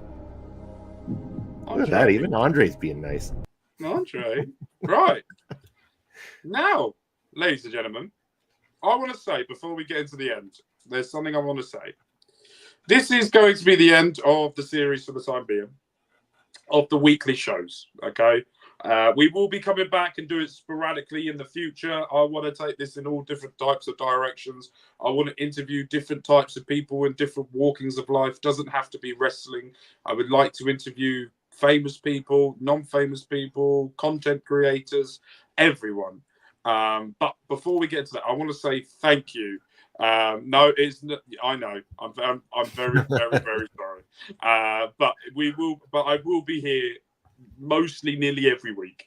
I will just turn up at some points if no one wants me. I'll just show myself up. But I want to say thank you ever so much to everybody that has supported, been in the comments, messaged me afterwards, given me criticism, not constructive criticism, to make myself better, what they've enjoyed about the shows. It means the absolute world. I've never done this before. I've interviewed a couple of people before, but never done a weekly series on it. And I love doing it. And I love the support that you guys have brought to this channel. We at one point the LJ interview was in the top 15 of the all-time OLE watched history, and I was so happy that people are watching, that we're getting more and more views every single week. Hopefully the subscriptions are going up as well. My job, that when I first started doing this, was I wanted to do something. I was behind the scenes. I was just turning up when WWE had a show, and it was the post show, but I wanted to contribute more. And it was amazing that people turned up for it. I really thought when I first started doing this that it would be me on my own, that I didn't think that the comments would come in. I didn't think people would turn up to watch. I think people hated me because of my heel character that I love to play. Okay. I've just seen a comment here. I saw it too. Do they deserve it? The people deserve it because, again, you're talking all these nice things about everybody. I am. And first of all, yes, thank you, Mark. I mean, the series has been amazing. You've done great work, and hopefully we find other ways to not only other people who have contributed to OLE as guests and stuff like that, we'll get them on the show, but also to get you some interviews with some other people in the industry as well too over time would be fantastic, because you do good work. You do better than good work. You do great work. Thank you. Yes. So how do I tease this? Me and Astrid will be doing a weekly show. And it's about a wrestling company. That's all you're getting. We don't know when we're starting it, by the way. We just know we're going to be doing it. Astrid's been away. I'm going away on holiday. So once I'm back and I'm settled, yes. Oh, we're going to see my face more. We've got news. Was Mark the giveaway on that one? Yes, I would never do that bum-ass show. So we're doing something. We're going to be doing it together. I'm going to try and take Ed's spot as my perfect tag team partner for Astrid as well. Astrid, you know when you've got that people pulling people from one side to the other, that'll be me and Ed with Astrid trying to pull her one way or another. But yes, I want to redo my interview. I don't like how I came out in the first one. We will do it. We will do once again. Don't worry. I'll bring people back in. But next week, make sure you're here, because we haven't agreed. We're agreeing a time now. Next week, Bobby's going to interview me. So shall we do 10 p.m. UK time, 5 p.m. Eastern? Sure. Whatever works for you. 10 p.m. UK time. Hold on. Poor Astrid in the middle. Absolutely. Clue is it hasn't been covered in OLE before.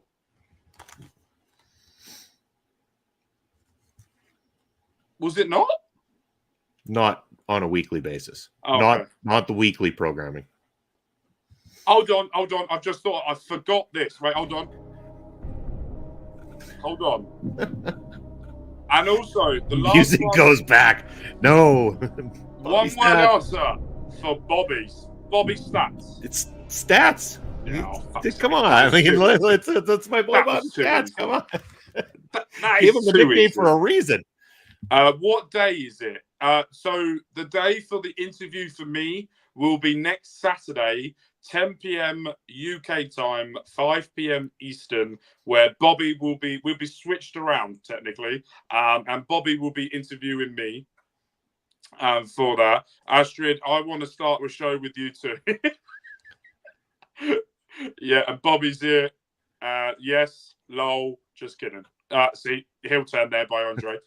Turning full heel onto Astrid there. Only 2/3 of the way there. Only 2/3 of the way. Exactly. But before we get to the end of this, Bobby, I'm going to hand it over to you and explain to people where they can find you and what you've got coming up. Well, yeah. ticker down below is going to tell you all you need to know in order to reach out to me. And I already do a show with Astrid, so I'm sure we've got more killer cuts coming up for you, especially seeing as it's spooky season. We want to talk all about horror movies. And who wouldn't want to talk about horror movies? Go see Terrifier 3 in theaters and see if you can last past the first 10 minutes of it. I know I will. Aside from that, what do I got coming up? You can always catch me every Saturday afternoon with Papa Smokes doing Prairie Pro Wrestling. So go check out Prairie Pro Wrestling on YouTube, where we have reached over 1,000 subscribers. Just looking for some watch time, so help us out and getting there so we can get some money. But then we've also got myself, Papa Smoke, every Thursday night on Ring Respect Radio. For those that don't know, we talk about independent wrestling reviews. Also, we do some fun interactive games. We got our WTF Do We Know About Wrestling Pub Trivia Night coming at you on Halloween night, and it's going to be a little different this time. Ed's hosting and asking the questions. Papa Smokes and I are participating, and Kimmy and Auntie Collins are also on screen joining us. For the rest of you, join in the chat and be able to take part as the chat contestants on that particular night. And we also do coverage of the territory. So we talk about the territory days of professional wrestling. We got big stuff coming up in November in conjunction with the University of Saskatchewan, where we're going to be doing a live on location history of wrestling here in the province of Saskatchewan. So there will be tickets available to come watch us in a live capacity, but we will also be broadcasting through the channels here as well too, so you'll be able to watch that from anywhere else around the world while we do that show. Point of View with Mark and Ed is tomorrow, where we're going to be, and of course STG in the chat, and probably Andre too, making our guesses on NFL, talking about English Premier League, talking about Reading, talking about all that kind of wonderful stuff as it's become the Sunday sports show that everybody's dying to watch. And then, yeah, of course, movie reviews will be coming out again soon. I hit up the movies again this weekend. Just haven't got down to the review just yet, but I had the unfortunate task of seeing a movie this weekend that I am going to have to talk poorly about. It was a real folie of a movie. It didn't do too well, in my opinion. It was a bit more of a deuce than it was a folie of a do. Put it that way. Was it the Joker movie? Oh God, don't get me started. Okay.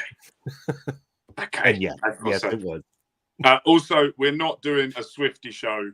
I'm still undefeated in these trivia nights, but when I try and defend them, something sinister happens, like me being locked out of my YouTube account or the internet outage.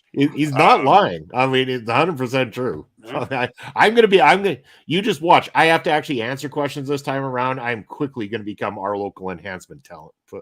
Yes. But no, if you want to know me, I do everything. Mark Talks Football.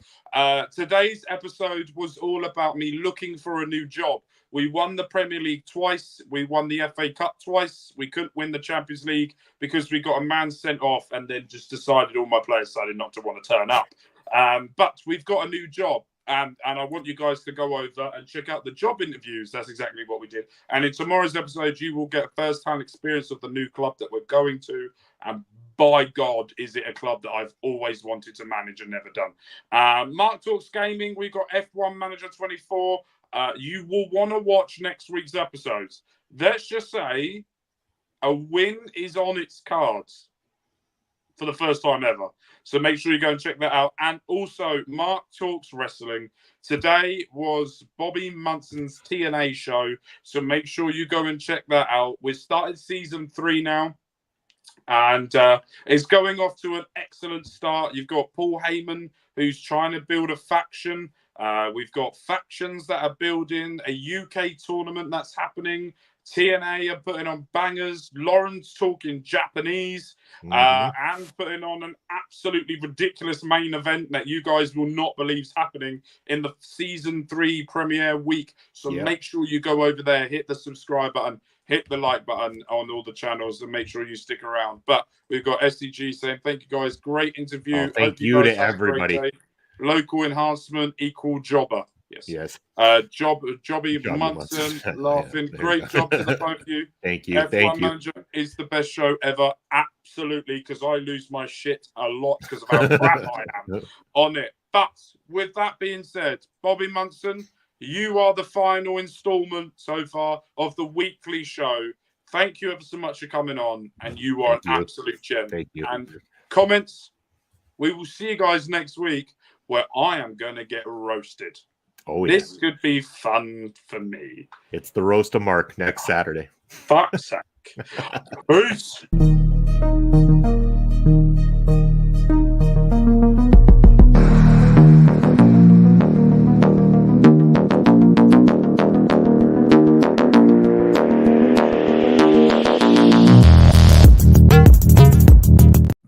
Right, I've come back. I haven't ended the live yet.